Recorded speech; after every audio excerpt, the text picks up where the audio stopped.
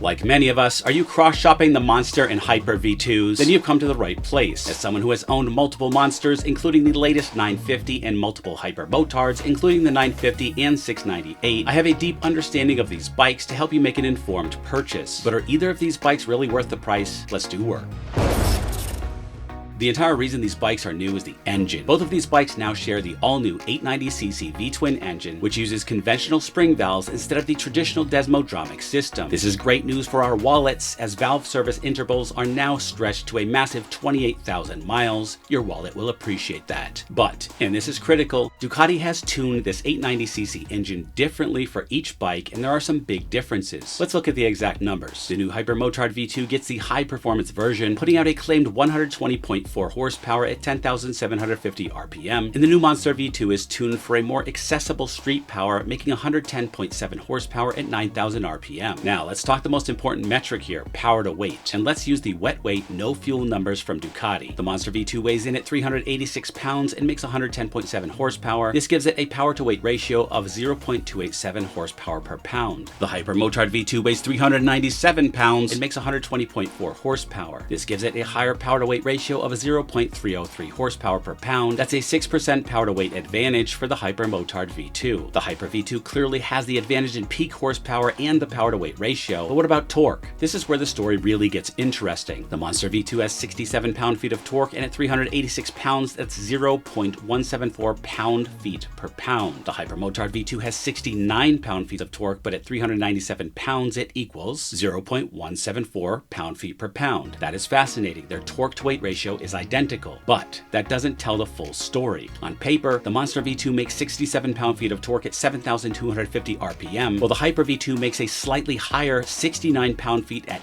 8,250 RPM, but the real-world feel isn't about the peak, it's about the entire power band. The Hypermotard V2 is the clear torque monster here. According to Ducati, the Hypermotard has 70% of its torque available at just 3,000 RPM, and 80% is on tap from 4,000 all the way up to 11,000 RPM. The Monster has 80% available from 4,000 RPM, but it lacks that initial low-end hit that the Hypermotard has. This means the Hypermotard will feel more explosive and grunty right off the line. And in the usable power band of 60 to 100-ish miles per hour, the Hyper is always going to take off a little bit faster. So here's one key deciding factor for you. Aside from the higher power to weight ratio of the Hypermotard V2, the Hyper V2 will feel faster and be quicker in acceleration, mainly because its torque comes in earlier and harder. The Monster V2 will still be very fast, but its smoother torque delivery and slightly less aggressive gearing make it feel more controlled and friendly, perfect for daily use, such as in commuting. This was similar on my Hyper 950 versus my Monster 950. The Monster pulled hard and fun, but controlled, and my Hyper 950 pulled abruptly hard, and I'd be terrified to pin the throttle in first or second gear on that Hyper 950. It was crazy. But of course, I rode both of those in race mode because they had the full Terminioni systems on both of them. Anyway, so it depends on what you enjoy more. You can always put the Hyper in street mode to tone it down if you'd like.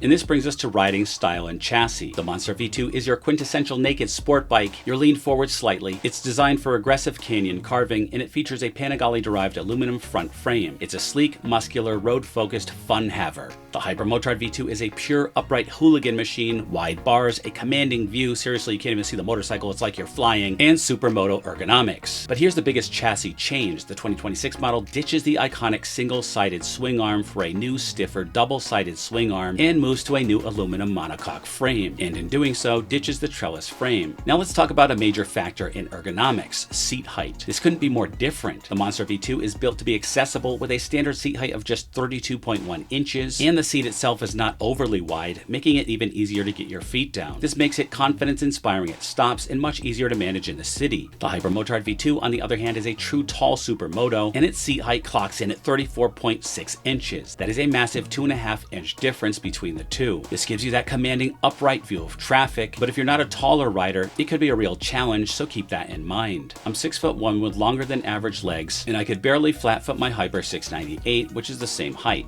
Now me being around 215 pounds or so, I felt like the 698 was top heavy and way too small for me. So I'm glad they went up in weight and displacement for the Hyper V2. I also thought my Monster 950 was a bit too small for me, hence why I traded it for my Street Fighter V4S. So I am a bit disappointed the new Monster is smaller. I feel like the Hypermotard, because it's taller, would be a better fit for my height and weight, but it's still lighter than the 950, so I am looking forward to my ride and review, God willing, as soon as it comes out, so I can decide firsthand. One more thing, the Hypermotard seat is narrower than the Monster, giving you more control, but not as comfortable as the bigger Monster seat. And that's a good segue into the looks of both bikes. The Monster V2 is a pure refinement of the modern design, lean, sharp, and muscular. It's exactly what you'd expect. I personally love the new headlight and, well, everything else with the exception of this section right here, which seems like too much guts hanging out for my taste. It could use a little bit less nakedness here in my humble opinion. But the Hypermotard V2 is where the drama is. Early reviews are divided. That move to a double-sided swing arm is a performance-first decision,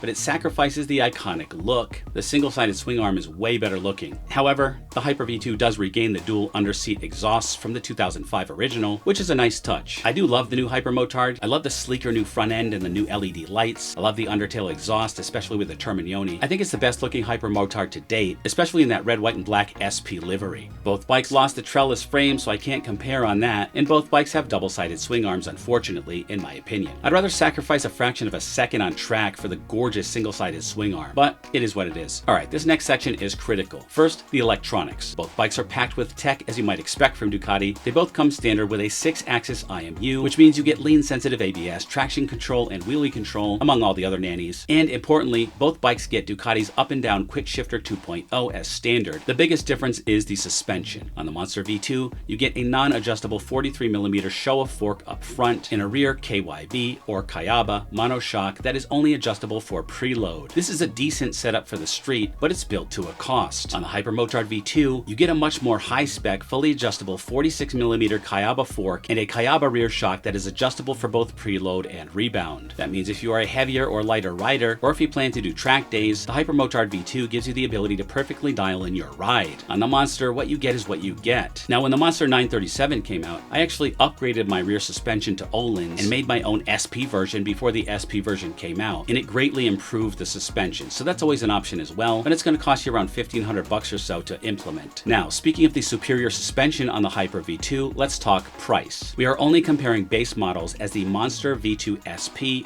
unfortunately, has not been announced yet. The 2026 Ducati Monster V2 has a starting MSRP of $13,995, in my opinion, a bargain for what you get. And the 2026 Ducati Hypermotard V2 has a starting MSRP of $16,995, and that is a full $3,000 premium for the Hyper V2. If you're wondering why the Hypermotard costs $3,000 more, a lot of it has to do with the better suspension on the Hyper V2, as well as being tuned for more power and paying a premium for the nicheness, I made that up, of the Hypermotard segment. So which one is for you? If you want the lighter, more affordable naked sport bike for carving corners, and you're happy with a flat but fun, predictable torque curve for the street, the Monster V2 is your bike. You could use that extra dough to upgrade the exhaust, which you know you're going to do anyway, and it's a precision tool with a major price advantage, but maybe not if you're over 5'10" and 200 pounds. I'd really suggest test riding it before making a commitment. If you crave that upright, fun-first, supermoto experience, you want the absolute peak horsepower, crazy torque everywhere, and critically, you need that fully adjustable suspension, then the Hypermotard V2 is worth that extra $3,000. In an ideal world, I'd keep my Diavo V4 and get the new Hypermotard V2 for blasting around in the streets. It's going to be unbelievably nimble and fun. I would want the Hyper V2 SP, which starts at a staggering $20,995, a crazy amount, and that doesn't even include the Terminioni I'd need for another $3,000, nor any delivery charge, taxes, and fees. So you're about $28,000 out the door for a Hyper V2 SP, and that's insanely priced when there are other just as fun bikes for cheaper, but that's a discussion for another video coming soon. So what do you guys think? Are you Team Monster V2 or Team Hypermotard V2? And is that extra torque and adjustable suspension worth the extra $3,000? Let me know in the comments below, and don't forget to like this video, subscribe for more motorcycle content, and hit that notification bell. Thanks for watching, and always remember the motto, bark less, wag more, and always be kinder than necessary, and I'll see you in the next one.